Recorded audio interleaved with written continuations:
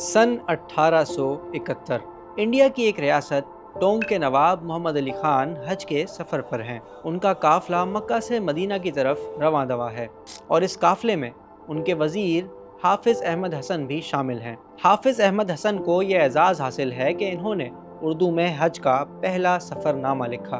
और जब मुझे आज के मौजू पर वीडियो बनाने का टास्क मिला तो सबसे पहले हाफिज़ साहब ही मेरे जहन में आए। लेकिन क्यों? क्योंकि अपने सफ़रनामे में इन्होंने अरब वर्ल्ड का जो हाल बयान किया है वो इतना हैरत अंगेज़ है कि पढ़कर यकीन नहीं आता। हाफिज़ साहब लिखते हैं, कभी कभी रेगिस्तान के ये वहशी पहाड़ियों पर खड़े या घूमते नज़र आ जाते। ये बदनसीब लोग हमारे काफ़िले के उठ जाने के बाद आते और जो बची हुई चीज़ें हम फेंक देते थे उन्हें उठा लेते। फिर चाहे वो हलाल किए हुए जानवरों की गलाजत हो या हड्डियाँ या छींचड़े या रोटी और सब्ज़ी के टुकड़े ही हों, जो कुछ मिलता इसे उठा लेते कि लगता था महीनों से उनके मुंह में कोई चीज़ नहीं गई हो। इनके जिस्म पर लुंगी के सिवा कोई कपड़ा ना होता। औरतें भी यही पहना करती थीं। ये वो वहशी लोग हैं जो इस खौफनाक मुल्क के रेगिस्तानों में आबाद हैं। ये सिर्फ 150 साल पहले का सऊदी अरब है। वही मुल्क, वही जगह जहां हमें आज नज़र आते हैं आईने की दीवारों वाले शहर, दुनिया के सबसे बड़े होटल, ऊंची बल्कि बहुत ही ऊंची इमारतें, दुनिया का सबसे बड़ा एयरपोर्ट, तेज़ तरीन ट्रेन्स, एक से बढ़कर एक मेगा प्रोजेक्ट। आज सऊदी अरब बदल रहा है, बल्कि बदल चुका है और इतनी तेज़ी से बदला है कि दुनिया हैरान है। जो कभी दुनिया के गरीब तरीन और दूर दराज इलाकों में से एक था, जहाँ कभी ज़िंदगी का मतलब था सहरा, गर्मी, पानी की तलाश और कबीलों की लड़ाइयाँ, जहाँ तेल नहीं सिर्फ़ और सिर्फ रेत थी, कोई ख्वाब नहीं, कोई उम्मीद नहीं थी, सिर्फ सर्वाइवल की जंग थी बस। सहरा के इन्हीं बदुओं ने दुनिया की अमीर तरीन और मोस्ट इन्फ्लुएंशियल मुस्लिम रियासत बना दी। लेकिन कैसे? ये एक बहुत ही लंबी और पेचीदा कहानी है। सिर्फ तेल की नहीं, तलवार और एक नज़रिए के मिलाप की कहानी। आलमी सियासत, तेल के खेल और महलात में होने वाली साजिशों की कहानी है। और आज इस कहानी की डोर है एक नौजवान शहजादे के हाथ में, वो जो बादशाहत की हर रिवायत तोड़ रहा है और फ्यूचर का सऊदी अरब बना रहा है, वो जो शायद बहुत ज़्यादा मुख्तलिफ होगा। तो आइए आज आपको सऊदी अरब के राइज़ की कहानी सुनाते हैं। तो हमें सब्सक्राइब कीजिए, वीडियो को लाइक और शेयर कीजिए और हमारे साथ चलिए राइज़ ऑफ सऊदी अरब की कहानी में।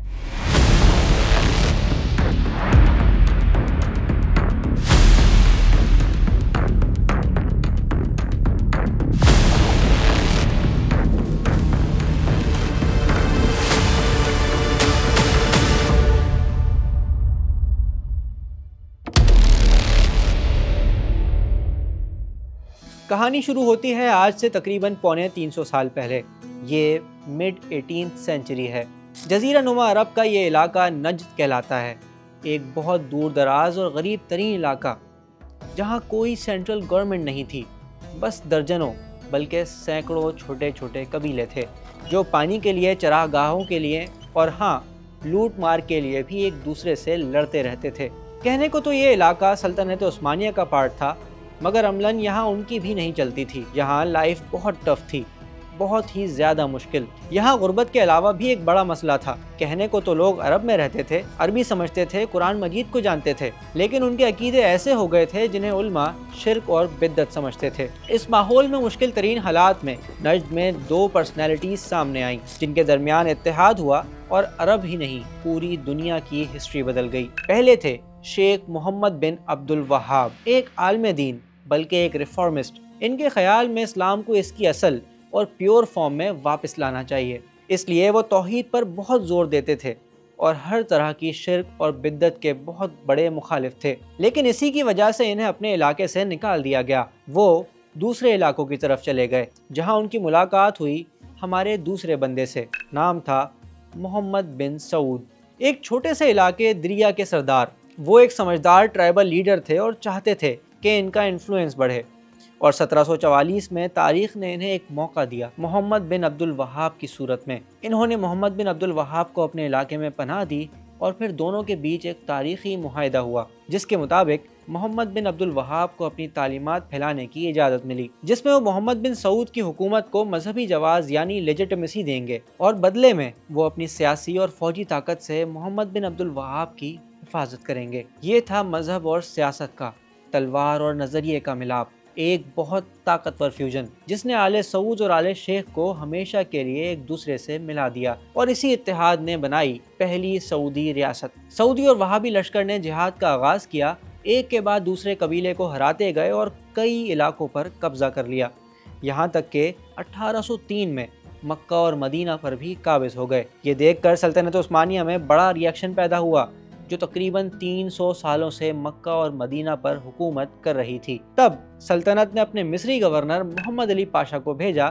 جس کی فوج نے بالآخر پہلی سعودی ریاست کا خاتمہ کر دیا، دریا کھنڈر بن گیا۔ آل سعود نے شہر واپس لینے کی کوششیں بھی کی، کچھ کامیابی اور ناکامی بھی ہوئی، لیکن حقیقت یہ ہے کہ وہ ایک پاورفل اسٹیٹ نہیں بن سکے، یہاں تک کہ 20ویں صدی کے آغاز میں 1902 میں آل سعود میں ایک بچے نے جنم لیا، جس کا بچپن کویت میں جلا وطنی میں گزرا تھا، لیکن اس کی آنکھوں میں وہ خواب زندہ تھا، اپنے بزرگوں کی سلطنت دوبارہ حاصل کرنے کا خواب۔ اس کا نام تھا عبدالعزیز ابن سعود۔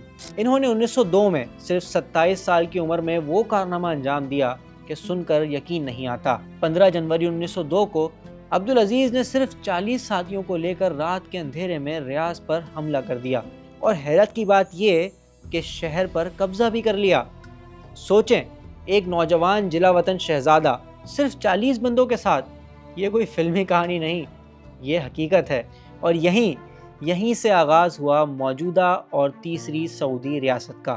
عبدالعزیز کی کہانی ہمیں بتاتی ہے کہ عزم، جرت، بہادری اور ویژن کلیئر ہو تو ناممکن کو ممکن بھی بنایا جا سکتا ہے، چاہے آپ کے پاس وسائل کتنے ہی کم کیوں نہ ہو۔ بہرحال ریاض پر قبضہ ہو گیا، اور یہ تو بس ایک سٹارٹ تھا۔ عبدالعزیز کو اچھی طرح پتا تھا کہ پورے عرب کو یونائٹ کرنے کے لیے صرف بہادری کافی نہیں، اس کے لیے انہیں اور طاقت چاہیے، ایسی طاقت جس کے پاس آئیڈیالوجی بھی ہو، اور یہ طاقت انہیں ملی اخوان کی شکل میں۔ یہ اخوان کون تھے؟ یہ تھے صحرا کے سخت جان اور تگڑے بدو۔ وہ محمد بن عبد الوہاب کی توحید کی تعلیمات سے انسپائر ہو کر ایسے بن چکے تھے کہ موت کو بھی اپنے لیے انعام سمجھتے تھے۔ ان کے لیے یہ صرف زمین کی جنگ نہیں تھی، یہ ایک جہاد تھا۔ تو ابن سعود کی پولیٹیکل لیڈرشپ اور اخوان کی جنگی صلاحیت ایک ڈیڈلی کمبینیشن بن گیا، ایسا طوفان بن گیا جس نے صرف 2 دہائیوں میں پورے عرب کا نقشہ بدل دیا۔ ایک کے بعد ایک قبیلہ ہارتا چلا گیا، شہر پر شہر فتح ہوتے چلے گئے، اور ابن سعود کے قدم آگے بڑھتے چلے گئے، یہاں تک کہ انہوں نے مکہ اور مدینہ بھی فتح کر لیا۔ 1925 میں ابن سعود نے مکہ میں حسین ابن علی کی گورنمنٹ کا خاتمہ کر دیا۔ یہ وہی شریف مکہ تھے جنہوں نے برطانیہ کے آشیرواد کے ساتھ سلطنت عثمانیہ کے خلاف بغاوت کی تھی۔ اب اسلام کے 2 مقدس ترین شہر ابن سعود کے پاس تھے، اور اس کامیابی نے انہیں ایک قبائلی سردار سے پورے عالم اسلام کا ایک اہم رہنما بنا دیا۔ لیکن یہاں آیا کہانی میں ایک ڈرامائی موڑ۔ وہ اخوان جنہوں نے سلطنت کو بنانے میں ابن سعود کا ساتھ دیا، اب خود ان کے لیے سب سے بڑا خطرہ بن گئے۔ لیکن کیوں؟ کیونکہ وہ ہر قسم کے ماڈرنزم کے خلاف تھے، یہاں تک کہ ٹیلی فون اور گاڑیوں کے بھی۔ وہ کسی بھی غیر مسلم حکومت سے معاہدے کو بھی مذہب کے خلاف سمجھتے تھے۔ جب 1927 میں ابن سعود نے سعودی عرب کی سرحدیں موجودہ باؤنڈریز تک پہنچا دیں تو انہوں نے قدم آگے بڑھانا بند کر دیے اور برطانیہ کے ساتھ ایک معاہدہ کر لیا۔ اخوان کو یہ بات بالکل پسند نہیں آئی۔ وہ چاہتے تھے کہ عراق اور اردن کو بھی فتح کیا جائے، جو اس وقت برطانیہ کے قبضے میں تھے۔ اب ابن سعود ایک دوراہے پر کھڑے تھے، ایک طرف ان کے وفادار سپاہی تھے اور دوسری طرف نئی ریاست کا مستقبل، اور انہوں نے فیصلہ کر لیا، ایک بہت ہی مشکل فیصلہ۔ انہوں نے ریاست کو چن لیا۔ اخوان کے خاتمے کا فیصلہ ہو گیا اور 2 سال میں یعنی 1929 تک اخوان کی بغاوت بھی ختم کر دی گئی۔ اب عبدالعزیز ابن سعود ایک جنگجو نہیں تھے بلکہ ایک نیشن بلڈر بن چکے تھے۔ وہ جانتے تھے کہ ریاست بنانے کے لیے صرف تلوار نہیں، حکمت بھی ہونی چاہیے، اور ہاں، سخت فیصلے کرنے کی صلاحیت بھی۔ اور 1932 میں انہوں نے اپنے قبضے میں موجود تمام علاقوں کو ملا کر مملکت سعودی عرب یعنی کنگڈم آف سعودی عربیہ بنانے کا اعلان کر دیا۔ یوں عرب دنیا کے نقشے پر ایک نئی ریاست نے جنم لیا، مگر یہ ریاست بہت غریب تھی۔ نہ ملک میں سڑکیں تھیں، نہ اسکول، نہ ہسپتال، نہ ہی کوئی انفراسٹرکچر۔ آمدنی کا واحد ذریعہ تھا حاجیوں سے حاصل ہونے والا ٹیکس، بس۔ اور پھر اللہ کو آل سعود پر رحم آ گیا۔ دمام کے قریب ایک امریکن آئل کمپنی نے تیل ڈسکور کر لیا۔ کوئی چھوٹا موٹا کنواں نہیں، دنیا کا سب سے بڑا تیل کا ذخیرہ۔ اور پھر صحرا کی ریت نے کالا سونا اگلنا شروع کر دیا۔ سعودی عرب کو تیل کیسے ملا؟ یہ بھی ایک مزے کی کہانی ہے۔ American company standard Isle of California کے ماہر سعودی عرب پہنچے تو لوگ انہیں عجیب مخلوق سمجھتے تھے۔ ان کا اکوپمنٹ دیکھ کر وہ انہیں پانی ڈھونڈنے والا جادوگر کہتے تھے۔ بہرحال کمپنی نے کئی سالوں تک علاقے میں تیل تلاش کیا، لیکن ایک کے بعد دوسرا کنواں خشک نکلتا رہا، یہاں تک کہ ہمت تقریباً ہار دی۔ اور پھر 3 مارچ 1938 کا دن آ گیا۔ دمام کے مقام پر کھودے گئے کنواں نمبر 7 میں معجزہ ہو گیا۔ کئی ہفتوں کی مایوسی کے بعد وہاں سے اچانک تیل کا ایسا فوارہ پھوٹا جس نے صرف کمپنی کی نہیں، پورے ملک کی قسمت بدل ڈالی۔ اور اب یہ کمپنی صرف تیل نہیں نکال رہی تھی، سعودی عرب میں ماڈرنزم لانے کا ذریعہ بھی بن گئی تھی۔ اس نے زہران کے مقام پر ایک مکمل امریکن اسٹائل شہر بسایا، جہاں ایئر کنڈیشن گھر، سوئمنگ پول اور سینما بھی تھے۔ کمپنی نے سعودی عرب میں پہلے ہسپتال بنائے، پہلے ٹیکنیکل اسکول قائم کیے، اور ہزاروں سعودیوں کو ماڈرن مشینری چلانے کی ٹریننگ بھی دی۔ سمجھیں، ریاست کے اندر ایک ریاست بنا لی۔ 1944 میں کیلیفورنیا عربین اسٹینڈرڈ آئل کو کا نام بدل کر عربین امریکن آئل کو رکھ دیا گیا، یعنی ارام کو۔ اور اس کمپنی کی وجہ سے سعودی عرب امریکہ کے لیے بہت ضروری ہو چکا تھا۔ فروری 1945 میں جب سیکنڈ ورلڈ وار ختم ہونے والی تھی، امریکہ کے صدر فرینکلن ڈی روزویلٹ نے شاہ عبدالعزیز سے ملاقات کی۔ یہ ملاقات ریڈ سی میں موجود امریکہ کے بحری جہاز USS کوئنسی پر ہوئی۔ سمجھیں، یہ دو بالکل مختلف دنیاؤں کا ٹکراؤ تھا۔ ایک طرف دنیا کی سب سے بڑی جمہوریت کا ویل چیئر پر بیٹھا صدر، اور دوسری طرف صحرا کا شاہین، وہ پاورفل کنگ جس نے تلوار کے زور پر اپنی سلطنت بنائی تھی۔ بہرحال اس ملاقات میں ایک ایسے معاہدے کی بنیاد رکھی گئی جو آج تک موجود ہے، یہ کہ امریکہ سعودی رائل فیملی کی سلامتی اور حفاظت کو یقینی بنائے گا، اور بدلے میں سعودی عرب امریکہ اور ویسٹرن ورلڈ کو تیل فراہم کرنے کی ضمانت دے گا۔ سمجھیں، یہ آئل فور سیکیورٹی کا معاہدہ تھا جس نے سعودی عرب کو دنیا کے پاور گیم کا ایک اہم کھلاڑی بنا دیا۔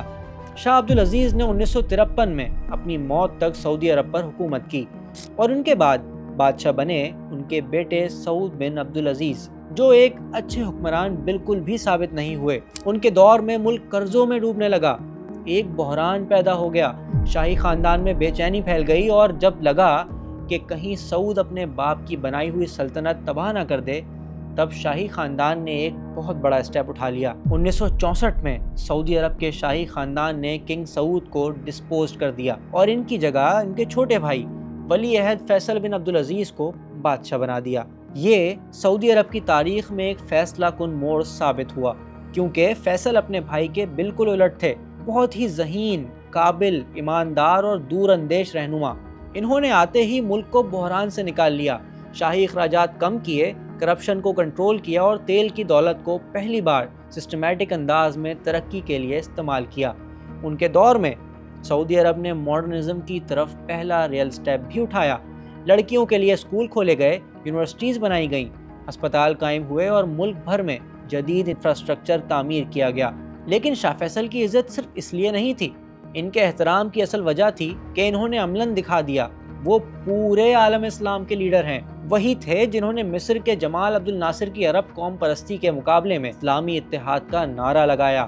وہی تھے جنہوں نے دنیا بھر کے مسلمان ملکوں کو متحد کر کے Organisation of Islamic Cooperation OIC کی بنیاد رکھی، اور سب سے بڑھ کر وہ فلسطین کے بہت بڑے حامی تھے۔ بیت المقدس کی آزادی شاہ فیصل کا خواب تھا، اور یہی وجہ ہے کہ پوری مسلم ورلڈ میں ان کی بہت عزت کی جاتی تھی، خاص طور پر پاکستان میں۔ ہمارے ملک میں کوئی بڑا شہر ایسا نہیں جہاں شاہ فیصل کے نام سے کوئی جگہ یا عمارت نہ ہو۔ پاکستان کا تیسرا سب سے بڑا شہر فیصل آباد تک انہی کے نام پر ہے۔ قومی مسجد اسلام آباد کی فیصل مسجد بھی ان کے نام پر، اور کراچی کی سب سے اہم سڑک شارع فیصل اور کئی علاقے بھی ان کے نام پر ہیں۔ لیکن یہ عزت، یہ مقام شاہ فیصل کو صرف اس لیے نہیں ملا کہ وہ سب مسلمانوں کو ساتھ لے کر چلنے والے لیڈر تھے، بلکہ اس لیے ملا کیونکہ وہ ایک بہادر اور جرت مند آدمی تھے۔ ہوا یہ کہ 1973 میں مصر اور شام نے اسرائیل سے اپنے علاقے واپس لینے کی کوشش کی۔ آج کی طرح امریکہ اور پوری مغربی دنیا نے تب بھی کھل کر اسرائیل کا ساتھ دیا۔ تب شاہ فیصل نے وہ قدم اٹھایا جو کوئی ایکسپیکٹ نہیں کر رہا تھا۔ انہوں نے تیل کو ہتھیار کے طور پر استعمال کرنے کا فیصلہ کر لیا۔ لیکن کیسے؟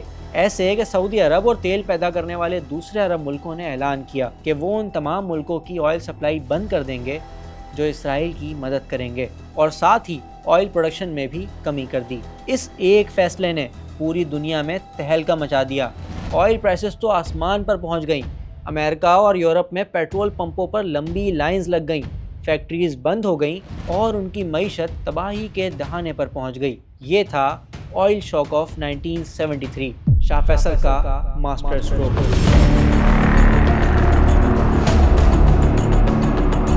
امریکہ بلکہ پورے ویسٹ کو یہ بالکل پسند نہیں آیا۔ کہا جاتا ہے امریکہ نے دھمکی دی تھی کہ وہ سعودی عرب کی آئل فیلڈز پر حملہ کر کے انہیں ختم کر دے گا۔ اس پر شاہ فیصل نے ایک تاریخی جواب دیا۔ کہنے لگے، یہ آپ لوگ ہیں جو تیل کے بغیر رہ نہیں سکتے، ہم تو صحرا کے رہنے والے ہیں، ہمارے بڑے بزرگ تو بس کھجور اور دودھ پر ہی گزارا کر لیتے تھے، آپ نے کچھ کیا تو ہم واپس صحرا میں چلے جائیں گے اور اپنے بزرگوں جیسی زندگی گزار لیں گے۔ ایسا پہلی بار ہوا کہ تھرڈ ورلڈ کے کسی ملک نے ویسٹرن پاورز کو ان کی اپنی زبان میں جواب دیا تھا۔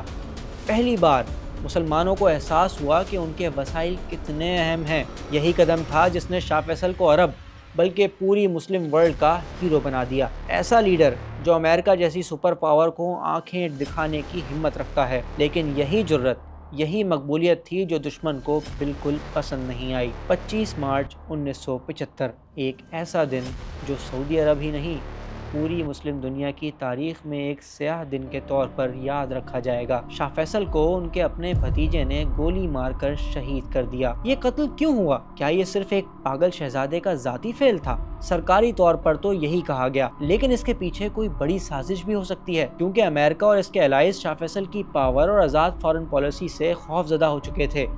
انہیں ڈر تھا کہ کہیں وہ ایک مرتبہ پھر تیل کو ایز اے ویپن استعمال نہ کریں تو ہو سکتا ہے انہیں راستے سے ہٹا دیا گیا ہو۔ بہرحال شاہ فیصل کی موت سے سعودی عرب اور پوری مسلم دنیا ایک عظیم اور بہادر رہنما سے محروم ہو گئی، اور سعودی عرب پھر کبھی اتنی بہادری کے ساتھ مسلم ورلڈ کو لیڈ نہیں کر پایا۔ شاہ فیصل کے بعد ان کے بھائی شاہ خالد کا دور آیا، ایسا دور جس میں دنیا اور مڈل ایسٹ بھی بہت تیزی سے بدل رہے تھے۔ 1979 میں افغان جہاد کا آغاز ہوا، لیکن اسی سال ایران کا انقلاب اور پھر شرپسندوں کے خانہ کعبہ پر قبضے جیسا واقعہ ہوا، جس کے بعد مسلم ورلڈ میں سعودی خاندان کے انفلوئنس پر سوال پیدا ہونے لگا۔ ان مشکل حالات میں 1982 میں شاہ فہد بن عبدالعزیز نے اقتدار سنبھالا، جن کا 23 سالہ دور سعودی عرب کی ہسٹری کا گولڈن پیریڈ کہلاتا ہے۔ اس زمانے میں تیل کی قیمتیں آسمان پر تھیں، ملک پر دولت کی بارش ہو رہی تھی، لیکن شاہ فہد نے اس دولت کو ضائع نہیں کیا۔ انہوں نے سعودی عرب کو ایک ماڈرن اسٹیٹ بنانے پر خرچ کیا، دنیا کی بہترین موٹر ویز بنائیں، ایئرپورٹس، بندرگاہیں، تعلیمی ادارے اور ہسپتالوں کا نیٹ ورک بنایا۔ سعودی عرب اپنے شہریوں کو پیدائش سے لے کر قبر تک ہر سہولت فراہم کرنے لگا، تعلیم مفت، علاج مفت، تنخواہ بغیر کسی ٹیکس کے، اور ضرورت پڑے تو آسان قرضے بھی۔ یہ ایک ویلفیئر اسٹیٹ کا بہترین ماڈل تھا جس کی مثال دنیا میں کم ہی ملتی ہے۔ شاہ فہد نے اپنی بادشاہت کو ایک نیا مذہبی اور سیاسی جواز دینے کے لیے ایک اور قدم بھی اٹھایا۔ انہوں نے اپنے لیے یور میجسٹی اور ہز میجسٹی جیسے القابات ترک کر کے ایک نیا لقب اختیار کیا، خادم الحرمین شریفین۔ یہ ایک بہت اہم قدم تھا، اس نے سعودی بادشاہت کو دنیا بھر کے مسلمانوں کی نظر میں ایک احترام دیا کہ وہ بادشاہ نہیں، مکہ اور مدینہ کے خادم ہیں۔ لیکن شاہ فہد کے دور میں ایک بحران ایسا بھی آیا جس نے سعودی عرب کو بالکل بدل دیا۔ یہ تھا 1990 میں صدام حسین کا کویت پر حملہ۔ اب جنگ سعودی عرب کے بارڈر تک آ گئی تھی اور شاہ فہد ایک دوراہے پر تھے۔ ایک طرف ملک کے مذہبی عالم تھے جن کا سخت دباؤ تھا کہ کسی بھی صورت غیر مسلم فوجوں کو عرب سرزمین پر نہ بلایا جائے، جبکہ دوسری طرف ریاست کی بقا کا سوال تھا۔ شاہ فہد نے وہی قدم اٹھایا جو 1927 میں ان کے بزرگ عبدالعزیز ابن سعود نے اٹھایا تھا۔ انہوں نے ریاست کو چن لیا۔ انہوں نے امریکہ اور الائڈ فورسز کو سعودی عرب آنے کی اجازت دے دی تاکہ کویت کو آزاد کروایا جا سکے اور سعودی بارڈرز کو ڈیفینڈ کیا جا سکے۔ یہ وہ فیصلہ تھا جس نے ملک کے اندر شدت پسندی کی ایک نئی لہر کو جنم دیا۔ وقتی طور پر ریاست تو ایک بڑے خطرے سے بچ گئی، لیکن اس فیصلے کا امپیکٹ آج بھی پورے ریجن کی پالیٹکس پر محسوس ہوتا ہے۔ بہرحال شاہ فہد کے دور میں سعودی شاہی خاندان کے اندر تبدیلیاں بھی رونما ہونے لگیں۔ اب خاندان بہت بڑا ہو چکا تھا، ہزاروں شہزادے تھے جن کے اپنے اپنے مفادات تھے اور اپنی اپنی بزنس امپائرز۔ دولت کی نمائش عام تھی اور مذہبی اسٹیبلشمنٹ جن کا ریاست پر ہمیشہ بہت گہرا اثر رہا تھا، اب ان کا انفلوئنس کم ہو رہا تھا۔ نوجوان جو ملک میں میجورٹی میں ہیں آگے بڑھ رہے تھے۔ سعودی عرب میں بظاہر تو سکون تھا، لیکن اندر ہی اندر ایک لاوا پک رہا تھا۔ 2015 میں شاہ عبداللہ کا انتقال ہو گیا اور ان کے بھائی سلمان بن عبدالعزیز نئے بادشاہ بنے۔ مگر ایک منٹ، کہنے کو تو وہ دنیا کے موسٹ پاورفل کنگ بنے، لیکن اصل طاقت ان کے ہاتھ میں نہیں تھی۔ یہ تھی ان کے بیٹے محمد بن سلمان کے ہاتھ میں، یعنی MBS کے ہاتھ میں، جنہوں نے آتے ہی سعودی عرب کی سست اور ٹریڈیشنل پولیٹکس کو جیسے فاسٹ فارورڈ پر لگا دیا۔ آتے ہی وہ تمام اصول اور روایات توڑنا شروع کر دیں جو ایک صدی سے سعودی عرب کا ہال مارک تھی، اور اس کی سب سے بڑی مثال تھی نومبر 2017 کی وہ رات۔ سعودی عرب کے طاقتور ترین لوگ آرام سے سو رہے تھے جب MBS نے ایک ایکشن لیا۔ انہوں نے ریاض کے مشہور زمانہ رٹز کارلٹن ہوٹل کو سیل کر دیا، اور پھر درجنوں شہزادوں میں دنیا کے امیر ترین لوگ بھی شامل تھے، حاضر سروس وزیر بھی اور بڑے بڑے بزنس مین بھی۔ انہیں گرفتار کر کے ہوٹل میں ہی قیدی بنا لیا گیا۔ اس کیمپین کو نام دیا گیا اینٹی کرپشن آپریشن کا، لیکن یہ ایک بروٹل پاور پلے تھا جس میں MBS نے ایک ہی جھٹکے میں شاہی خاندان میں موجود اپنے تمام رائیولز کو راستے سے ہٹا دیا، اور پوری دنیا کو میسج دیا کہ اب سعودی عرب کو صرف ایک بندہ چلا رہا ہے، محمد بن سلمان۔ آج MBS کے پاس ہے سعودی عرب کو بدلنے کا بہت ایمبیشیس پلان، ویژن 2030۔ اس پلان کا مقصد کیا ہے؟ سعودی اکانومی کی تیل پر ڈیپینڈنسی ختم کرنا، اسے ٹیکنالوجی، ٹورزم اور تفریح کا مرکز بنانا، اور معاشرے کو ماڈریٹ اسلام کی طرف لے جانا۔ اس ویژن کے تحت انہوں نے وہ ریفارمز کی جن کا پہلے ملک میں کوئی سوچ بھی نہیں سکتا تھا۔ عورتوں کو ڈرائیونگ کی اجازت ملنا، بند سنیما گھروں کا کھلنا، ویسٹ سے آنے والے سنگرز کے بڑے بڑے میوزک کنسرٹس، مذہبی پولیس کے اختیارات ختم کرنا، ٹورزم کو بڑھانے کے لیے ویزوں میں آسانی، اور بہت کچھ۔ یہ ایک نئے اور لبرل سعودی عرب کی تصویر تھی جو دنیا کو دکھائی جا رہی تھی۔ محمد بن سلمان کا ویژن 2030 صرف سوشل ریفارمز تک محدود نہیں، اس کا سب سے بڑا اور حیرت انگیز پہلو یہ ہے کہ اس میں وہ میگا پروجیکٹس ہیں جنہیں ہم سائنس فکشن سمجھتے ہیں، جیسا کہ نیوم پروجیکٹ، ریڈ سی کے ساحل پر $500 بلین سے بننے والا مستقبل کا شہر جس میں ہوگا دا لائن، ایک ناقابل یقین پروجیکٹ۔ تصور کیجئے ایسے شہر کا جو 170 کلومیٹر لمبا ہو، لیکن اس کی چوڑائی صرف 200 میٹر ہو، اور یہ شہر بنے گا شیشے کی دیوار کے بیچ۔ نہ شہر میں کوئی سڑک ہوگی نہ کار، بلکہ ضرورت کی ہر چیز 5 منٹ پر اویلیبل ہوگی۔ ایک ٹرین شہر کے ایک کنارے سے دوسرے کنارے تک صرف 20 منٹ میں پہنچا دے گی۔ اس پروجیکٹ کا مقصد ہے نیچر کو محفوظ رکھتے ہوئے 1 کروڑ لوگوں کو گھر دینا۔ پھر قدیہ نام کا ایک فن سٹی بھی ریاض کے قریب بن رہا ہے، جسے مڈل ایسٹ کا ڈزنی لینڈ کہا جا رہا ہے۔ اور دا ریڈ سی پروجیکٹ بھی ہے جو درجنوں جزیروں کو دنیا کی موسٹ لگژریس ٹورسٹ ڈیسٹینیشن بنانا چاہتا ہے۔ لیکن سوال یہ ہے کہ یہ سب کیوں کیا جا رہا ہے؟ اس کا جواب سعودی عرب کی آبادی میں چھپا ہے۔ سعودی عرب کی 70% آبادی 35 سال سے کم عمر کی ہے۔ یہ وہ نوجوان ہیں جو انٹرنیٹ اور سوشل میڈیا کے ذریعے دنیا سے جڑے ہوئے ہیں۔ ویژن 2030 اصل میں اس ینگ جنریشن کے لیے ایک نیا سوشل کانٹریکٹ ہے۔ سعودی گورنمنٹ کا پرانا معاہدہ کیا تھا؟ ریاست آپ کو تیل کی دولت سے حصہ دے گی اور بدلے میں آپ خاموش رہیں گے اور سیاست میں حصہ نہیں لیں گے۔ لیکن MBS کا نیا کانٹریکٹ کہتا ہے ریاست آپ کو نئی جاب اپارچونٹیز، ورلڈ کلاس تفریح اور سماجی آزادی دے گی، اور بدلے میں آپ بادشاہ کے ویژن کے ساتھ مکمل وفاداری کا مظاہرہ کریں گے۔ یعنی یہ پروجیکٹ صرف کنکریٹ کے جنگل نہیں، بلکہ ایک نئی سعودی آئیڈینٹی بنانے کی کوشش ہے کہ سعودی عرب صرف تیل نہیں، صرف قدامت پسندی نہیں، صرف صحرا نہیں، اس سے آگے کچھ اور بھی ہے، ایک نیا سعودی عرب۔ مگر اس نئے سعودی عرب کا ایک اور چہرہ بھی ہے، ایک ایگریسو فارن پالیسی رکھنے والا ملک۔ جب MBS ڈیفنس منسٹر بنے تو انہوں نے 2015 میں یمن کے حوثی باغیوں کے خلاف ایک زبردست جنگ شروع کر دی جو آج تک جاری ہے۔ اس جنگ نے یمن کو بدترین کرائسس میں دھکیلا۔ फिर 2017 में कतर ब्लॉकेड। सऊदी अरब ने मुत्तहिदा अरब अमारात के साथ मिलकर कतर पर सख्त पाबंदियां लगाईं। फिर ईरान के साथ कशीदगी एक नए लेवल पर पहुंचाई, इतनी कि इसराइल के साथ खुफिया राब्ते और ताल्लुकात भी बढ़ा लिए। और फिर वो वाक़या पेश आया जिसने MBS की साख को बहुत बड़ा नुकसान पहुंचाया। अक्टूबर 2018 में हुआ जमाल खाशोगी का कत्ल। खाशोगी एक बड़े मशहूर सऊदी जर्नलिस्ट थे। वो MBS की पॉलिसीज़ पर बहुत तनकीद करते थे और ये सब इसलिए कर पाते थे क्योंकि वो अमेरिका में रहते थे। अपनी शादी के लिए कुछ कागजात लेने की खातिर वो इस्तांबुल में मौजूद सऊदी कौंसलेट गए और फिर कभी जिंदा वापस नहीं आए। जब तुर्की ने वाक़े की तहकीकात की तो पता चला कि उन्हें सऊदी कौंसल खाने के अंदर ही एक सऊदी हिट स्क्वाड ने बेदर्दी से कत्ल कर दिया था। अमेरिकन CIA ने कहा कि इतना बड़ा ऑपरेशन MBS की डायरेक्ट मंजूरी के बगैर हो ही नहीं सकता। सऊदी हुकूमत ने MBS के इन्वॉल्व होने से इनकार किया, मगर इस वाक़े ने दुनिया भर में उनका इमेज एक बेरहम आमिर की शक्ल का बना दिया। ऐसा डिक्टेटर जो इख्तलाफ करने वाले को ठिकाने लगाने के लिए किसी भी हद तक जा सकता है। और आज का सऊदी अरब, बल्कि मुस्तकबिल का सऊदी अरब भी उसकी आयरन ग्रिप में है। तो ये थी सऊदी अरब की कहानी, एक सहराई कबीले से लेकर तेल की सुपर पावर और अब विजन 2030 तक का सऊदी अरब। ये कहानी हमें बताती है कि कैसे मजहब और तलवार का इत्तेहाद एक रियासत कायम कर सकता है, कैसे तेल की दौलत एक गरीब मुल्क को ग्लोबल प्लेयर बना सकती है और कैसे एक ताकतवर लीडर का विजन मुल्क की सिमत बदल सकता है। लेकिन एक मिनट, ये कहानी हमें ये भी बताती है कि ताकत की बुनियादें कितनी नाजुक हो सकती हैं। इंटरनेशनल पॉलिटिक्स में कोई मुस्तकिल दोस्त या दुश्मन नहीं होता। आज जो अमेरिका आपकी हिफाजत कर रहा है, वही कल आपके लिए सबसे बड़ा खतरा भी बन सकता है। तो क्या MBS ने आज जो एग्रेसिव अंदाज अपनाया हुआ है, क्या वो आगे भी कामयाब होगा? क्या वो वाकई सऊदी अरब को तेल के बगैर चलने वाली एक मॉडर्न और मजबूत रियासत बना पाएंगे, या उनकी बेरहमाना पॉलिसीज़ और महंगे मंसूबे मुल्क को किसी नए और बड़े बहरान में धकेल देंगे?